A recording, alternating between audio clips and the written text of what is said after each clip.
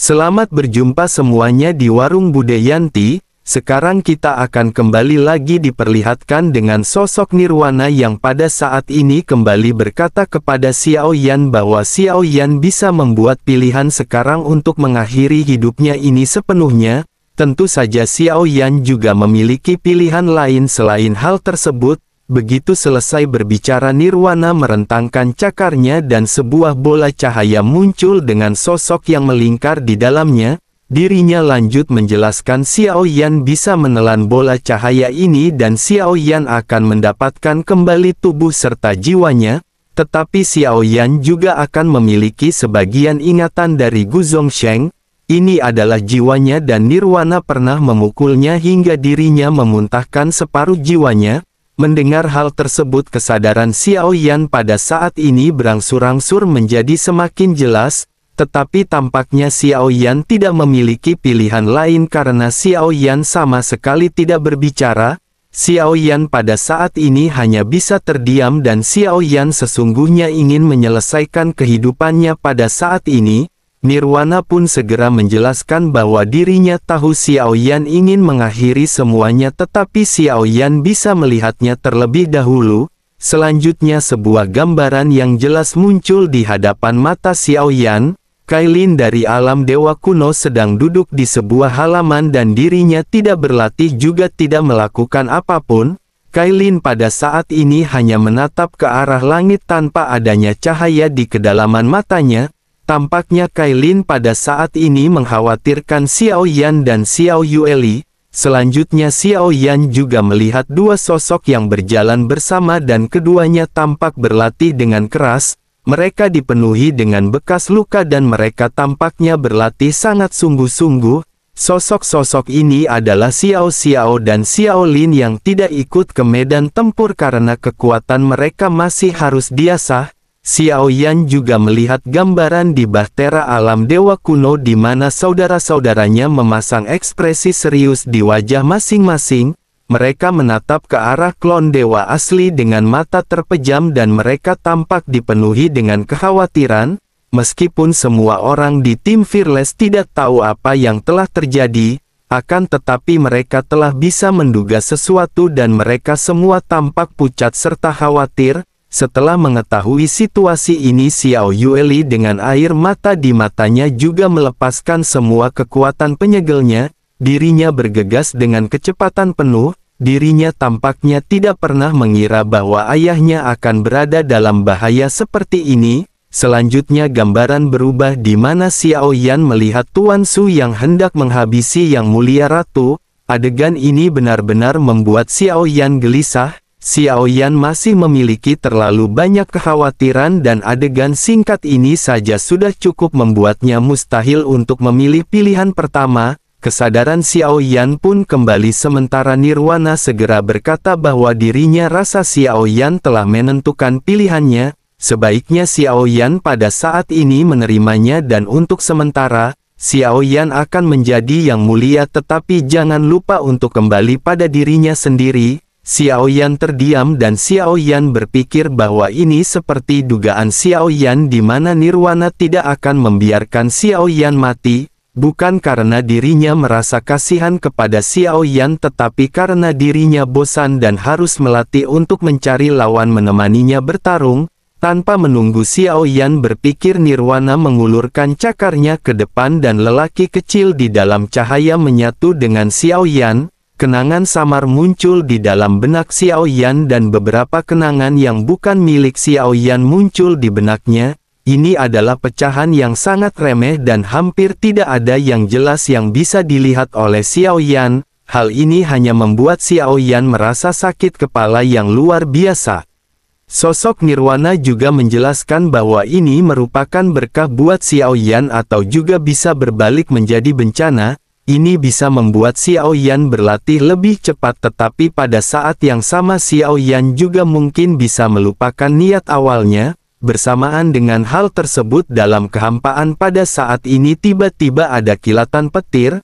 Tuan Su perlahan menoleh dan tertegun. Sosoknya pada saat ini tanpa sadar bergumam bagaimana mungkin ini bisa terjadi. Orang ini telah sepenuhnya musnah dan bagaimana mungkin dirinya bisa dibangkitkan? Sementara itu teriakan Yang Mulia Ratu pada saat ini terdengar semakin keras. Tuan Su pun seketika memutuskan berbalik dan melambaikan tangannya. Dirinya tampak berubah pikiran dan pada saat ini berniat untuk menghabisi Xiao Yan yang kembali bangkit. Namun saat dirinya mengangkat tangannya dan belum mengayunkannya ke bawah, sebuah tangan tiba-tiba muncul dari udara tipis dan terulur untuk mencengkeram lehernya. Suara berat seketika terdengar ketika sosok tersebut berkata apakah dirinya berpikir dirinya bisa mencengkeram wanitanya. Begitu lengan ini muncul tubuh yang tampak perlahan memadat juga segera terlihat dengan jelas. Sosok ini mengenakan jubah hitam yang tampak agak longgar di tubuhnya dan ini bukan karena tidak pas di tubuhnya. Ini memang gaya berpakaian dari sosok tersebut. Jubah yang longgar ini membuatnya tampak terlihat santai dengan rambut yang berkibar di belakangnya. Begitu sosok ini muncul, Ye Beijing di kejauhan juga tidak dapat menahan diri untuk menjerit kegirangan. Sosoknya tanpa sadar pada saat ini bergumam bahwa ini adalah Yang Mulia. Su Qiantai juga membelalakkan matanya dan jelas dirinya tidak menyangka akan melihat pemandangan ini. Sosoknya juga tanpa sadar bergumam bahwa ternyata ini adalah Gu Zongsheng. Sementara itu Tuan Su bahkan pada saat ini benar-benar tidak bisa membuat penilaian yang akurat. Sosok di hadapannya ini benar-benar bukan sosok Xiao Yan yang pada saat sebelumnya dirinya temui. Sosoknya pada akhirnya bergumam bahwa ini benar-benar tidak mungkin karena Gu Zongsheng telah lama mati. Mungkinkah yang sebelumnya dirinya hancurkan bukanlah reinkarnasinya? Tuan Su pada saat ini dicekik oleh sosok yang ternyata adalah Gu Zongsheng dan sosoknya pada saat ini tidak dapat bergerak sama sekali. Apa yang dialami oleh Tuan Su pada saat ini sama seperti apa yang dialami oleh Xiao Yan sebelumnya yang dicekik oleh Tuan Su. Selanjutnya dada dari Tuan Su langsung meledak dan dirinya memaksa tubuhnya untuk menghancurkan dirinya sendiri melepaskan dari tangan Gu Zongsheng. Sosoknya berhasil melepaskan diri dan sedikit melesat mundur. Dirinya menatap ke arah pria yang muncul di hadapannya yang tampak mirip dengan Xiao Yan. Hanya saja ada beberapa fitur wajah yang terlihat berbeda namun sosok Xiao Yan masih dapat dikenali. Dirinya benar-benar tidak pernah menyangka bahwa sosok yang kali ini muncul adalah sosok Gu Zongsheng yang merupakan seorang legenda. Melihat kemunculan Gu Zongsheng ini dirinya pada saat ini segera merubah segel di tangannya sambil dengan cepat melesat mundur. Seketika segel hitam misterius mengembun dan menamparkan dengan keras ke arah Xiao Yan. Segel hitam ini tampak mengembun dari kegelapan dan melesat keluar dengan dahsyat dengan kekuatan pelahap yang kuat. Adapun Yang Mulia Ratu pada saat ini tatapannya hanya tertuju kepada sosok Xiao Yan. Dirinya benar-benar terfana. Dirinya bahkan menduga bahwa dirinya sedang bermimpi ketika melihat sosok yang baru saja muncul. Ini adalah Yang Mulia yang telah lama mati. Meskipun dunia ini masih dipenuhi dengan bayang-bayang Yang Mulia tetapi mereka tidak pernah bisa melihatnya lagi. Gu Zongsheng yang muncul di hadapannya juga sama persis dengan Gu Zongsheng dalam hal postur dan temperamen yang diingat oleh Yang Mulia Ratu. Inilah yang pada akhirnya membuat Yang Mulia Ratu tanpa kehilangan akal sehatnya. Sementara itu Xiao Yan pada saat ini dengan teriakan pelan membubarkan serangan yang dilesatkan oleh Tuan Su. Selanjutnya Xiao Yan mengangkat tangannya dan melambaikannya lagi dan tubuh dari Tuan Su bergetar hebat. Dirinya tampak seolah-olah telah dipukul dengan keras dan dengan erangan teredam sosoknya segera menghilang. Tuan Su yang datang ke sini adalah salah satu pecahan jiwa dan tampak terlihat dari kekuatan tempurnya dirinya sangat menghargai jiwa tersebut. Sepertinya jika jiwa ini hancur maka tubuh asli dari Tuan Su pasti akan terluka parah. Berdasarkan hal ini Tuan Su pada akhirnya memutuskan untuk melesat dan melarikan diri. Namun Xiao Yan yang tangannya terulur pada saat ini seketika kembali berteriak ketika meminta untuk mengunci Tuan Su. Kelima jari Xiao Yan juga terentang dan menunjuk ke bawah sebelum akhirnya kekuatan tidak terlihat seperti sangkar terbentuk. Tuan Su segera mengeraskan tubuhnya dan sosoknya pada saat ini sama sekali kembali tidak bisa bergerak. Tuan Su memutuskan untuk melepaskan kekuatan dahsyatnya berusaha untuk menerobos blokade tersebut, tetapi saat ini dirinya tampak lemah dan tidak berdaya sama seperti Xiao Yan yang sebelumnya ditekan oleh Tuan Su. Tuan Su pun segera berteriak bahwa Xiao Yan bukanlah yang mulia. Jika dirinya berani menyakiti jiwa Tuan Su maka mereka akan membayar harga 100 kali lipat. Ketika Tuan Su mengatakan hal ini dapat terlihat jelas bahwa ini membuktikan dirinya sedikit cemas. Sementara itu di kejauhan mata Ye Beijing pada saat ini semakin berbinar melihat sosok Gu Zongsheng yang muncul. Sosoknya bergumam bahwa semuanya seperti yang dirinya duga. Xiao Yan telah menyembunyikan kekuatannya. Dirinya sama sekali bukan reinkarnasi yang mulia. Xiao Yan ternyata adalah sosok Gu Zongsheng dan dirinya tidak akan melepaskan Xiao Yan apapun yang terjadi. Ye Beijing pada saat ini tampaknya memiliki tekad yang semakin kuat untuk bisa menaklukkan Xiao Yan. Saat-saat Ye Beijing tengah menatap ke arah Xiao Yan, tiba-tiba dirinya merasakan tatapan tidak bersahabat tertuju padanya. Ye Beijing pun segera menoleh dan tatapannya bertemu dengan Yang Mulia Ratu. Keduanya pada saat ini saling menatap dan tampak ada kobaran api yang terpancar di antara kedua belah pihak. Setelah beberapa saat keduanya pada akhirnya segera kembali menatap ke arah Xiao Yan. Xiao Yan yang pada saat ini benar-benar berbeda baik dalam pandangan mata maupun gaya bertarungnya. Tampaknya apa yang dikeluarkan oleh Xiao Yan pada saat ini tidak memiliki gerakan mewah tetapi cara yang digunakan tampak berada di atas segalanya. Kelima jari Xiao Yan tiba-tiba mengerahkan kekuatan yang sangat kuat dan di bawah kekuatan tak kasat mata ini, tubuh Suzu membungkuk dan semua metode yang dirinya gunakan sama seperti ketika dirinya berhadapan dengan Xiao Yan sebelumnya dan dirinya benar-benar tidak bisa melawan. Tuan Su pada saat ini tampaknya sudah menyerah berjuang dan dirinya diam-diam menunggu jiwanya dihancurkan oleh Xiao Yan. Sementara itu Xiao Yan pada saat ini berteriak dengan keras ketika memerintahkan Tuan Su untuk berlutut. Tuan Su pada saat ini sama sekali tidak takut jika jiwanya dihancurkan oleh Xiao Yan, namun memintanya untuk berlutut hal ini akan menjadi penghinaan bagi Tuan Su. Dirinya pada saat ini mendengus dingin dan dirinya lebih memilih untuk meledakkan jiwanya sendiri. Daripada dirinya menerima penghinaan seperti ini lebih baik dirinya melenyapkan dirinya sendiri. Menyadari niat dari Tuan Su, Xiao Yan pada saat ini mengelurkan tangannya dan Xiao Yan menekan seluruh tubuh Tuan Su. Xiao Yan tentu saja tidak akan membiarkan Tuan Su pada saat ini meledakkan dirinya sendiri. Anggota tubuh Tuan Su seketika langsung terentang lurus seolah-olah dirinya menjadi boneka dalam genggaman Xiao Yan. Xiao Yan lanjut menggerakkan jari-jarinya sedikit dan lutut dari Tuan Su perlahan menekuk. Hal ini membuatnya meraung kesakitan seolah-olah berlutut bahkan lebih sulit diterima daripada membunuhnya atau menghancurkan jiwanya. Tuan Su pada saat ini berteriak bahwa Gu Zongsheng masih saja sangat licik dan kejam. Dirinya ingin menggunakan cara ini untuk menghancurkan pikirannya dan memutus jalur kultivasinya. Suzu pada saat ini lanjut mengeluarkan raungan marah dan lututnya pada saat ini tampak benar-benar tidak lagi bisa terkendali. Suzu melawan dengan sekuat tenaga tetapi tidak peduli bagaimanapun dirinya melawan hal tersebut sia-sia. Lututnya sudah tertekuk dan dirinya tidak lagi bisa meledakkan jiwanya sendiri. Selanjutnya Xiao Yan pada saat ini mengangkat kepalanya dan Xiao Yan lanjut mengamati sekitar. Tatapan Xiao Yan tampak sedikit aneh dan tanpa banyak bicara Xiao Yan segera melangkah maju dengan ringan. Suara dengungan seketika terdengar dan banyak bayangan besar mulai mengembun.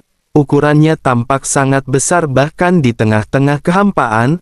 Lingkungan yang berada di sekitar telah dibentuk oleh para prajurit Taiksu dan banyak roh hantu perlahan terjatuh.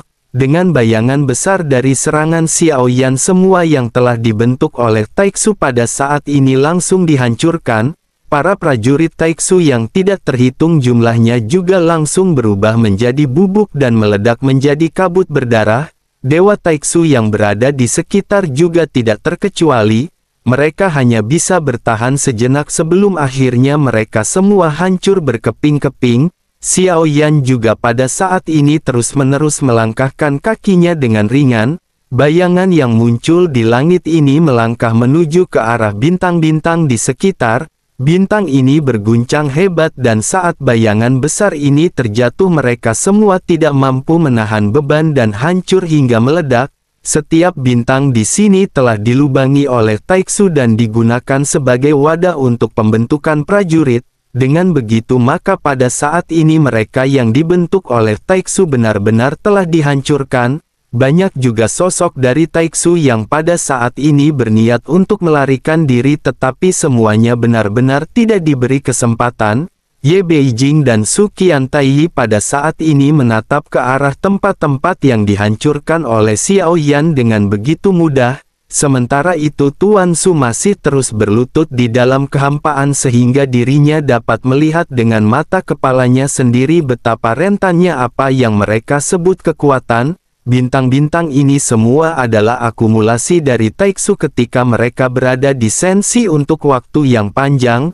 Namun saat ini mereka semua benar-benar telah berubah menjadi puing-puing hanya dalam waktu sekejap. Dengan kehancuran ini maka sumber daya pada saat ini benar-benar akan kembali menjadi milik Sensi. Sementara itu di sisi lain Suan King pada saat ini berlutut di tanah dan mencengkeram rambutnya dengan panik. Dirinya tampak gila pada saat ini dan berteriak bahwa ini tidak mungkin terjadi. Semua ini adalah hasil dari kesuksesannya setelah mereka datang ke Sensi dan pada akhirnya ini semua dihancurkan.